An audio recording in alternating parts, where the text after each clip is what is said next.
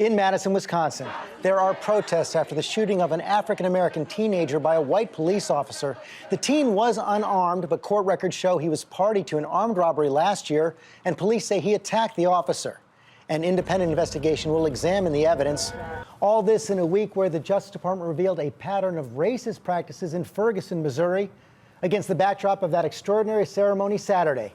President Obama leading 40,000 people in Selma, Alabama, 50 years after that bloody confrontation on the Edmund Pettus Bridge. We gather here to honor the courage of ordinary Americans willing to endure billy clubs and the chastening rod, tear gas and the trampling hoof. Men and women who, despite the gush of blood and splintered bone, would stay true to their North Star and keep marching towards justice. What they did here will reverberate through the ages. Not because the change they won was preordained, not because their victory was complete, but because they proved that nonviolent change is possible, that love and hope can conquer hate. The president took on critics who say that Ferguson proves America has not made progress on race. What happened in Ferguson may not be unique, but it's no longer endemic. It's no longer sanctioned by law or by custom. And before the civil rights movement, it most surely was. Of course, a more common mistake is to suggest that Ferguson is an isolated incident, that racism is banished. We don't need a Ferguson report to know that's not true. We just need to open our eyes and our ears and our hearts to know that this nation's racial history still casts its long shadow upon us. Evidence of that long shadow, the Justice Department report on Ferguson. The mayor of Ferguson is standing by for an exclusive interview after this report from ABC's Pierre Thomas. Don't shoot! Hands up! Don't shoot! In the city that sparked a new national conversation on race, some big questions this morning. Among them, will the entire Ferguson Police Department be dismantled? If that's what's necessary, we're prepared to do that. The Attorney General's blunt response came on the heels of a blistering Justice Department report which found a pattern of racial bias in Ferguson policing.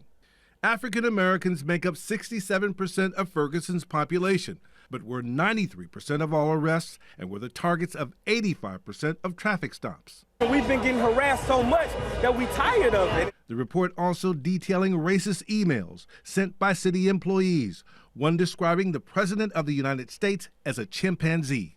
By Friday, 3 city officials involved were gone, a city court clerk fired, and 2 police officers resigned. In the fatal shooting of a young black man by a white police officer, this week Eric Holder decided not to prosecute Officer Darren Wilson, saying there was not enough evidence he had violated Michael Brown's civil rights. But he added that the investigation had affirmed some of the concerns of minorities. Some of those protesters were right. The president took harsh note as well. And it was an oppressive and abusive situation. Mr. Obama said while he believes the overwhelming majority of police are great public servants, he said there are still pockets of discriminatory policing. And what happened in Ferguson is not a complete aberration.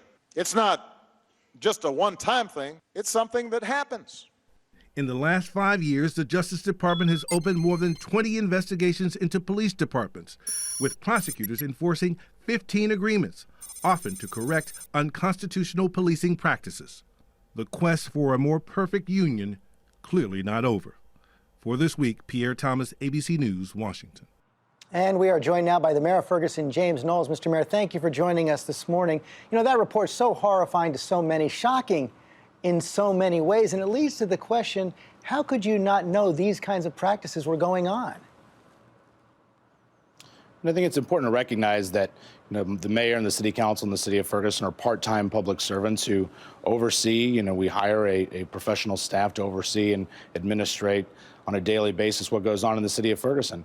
Some of these things, these emails, absolutely, we will not tolerate in this community. They showed some bias that is intolerable, and those are things that we acted on immediately. But those are things that, as the mayor or as a city council, we don't monitor on a daily basis everyone's emails.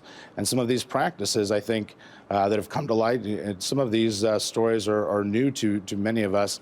especially at least the length in which the DOJ states that it occurred. So now that you know about them, the question is what to do. Attorney General Holder said it might be necessary to dismantle the police department. Are you prepared to do that and to fire the police chief?